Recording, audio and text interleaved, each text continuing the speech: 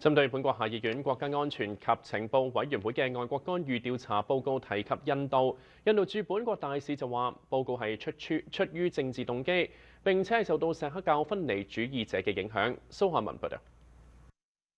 下議院國家安全及情報委員會發表嘅外國干預報告話，印度同中國係本國民主制度主要嘅外國威脅。報告指出，本國有民選議員涉嫌參與咗被指係嚟自新德里嘅外國干預行動，令到本國同印度已經跌到冰點嘅雙邊關係進一步降溫。印度駐加拿大特使維爾馬話：嗰份報告有偏見，冇俾印度一個公平嘅聽證會，亦冇俾印度盤問證人嘅機會，只係受到反印度分子嘅影響，令到印加關係雪上加霜。佢仲話：如果加拿大政府機構一心損害同印度嘅雙邊關係，呢種情況就會發生。呢番言論係印度對嗰份報告第一次正式回應。舊年總理杜魯多援引佢認為可靠嘅指控，即係印度政府參與咗卑斯省錫克教社區領袖尼賈爾喺卑斯省遭到槍殺，向印度施壓要求協助調查。報告背後嘅特別委員會話，情報嚟自皇家騎警同公共安全部，並且研究咗4000份文檔。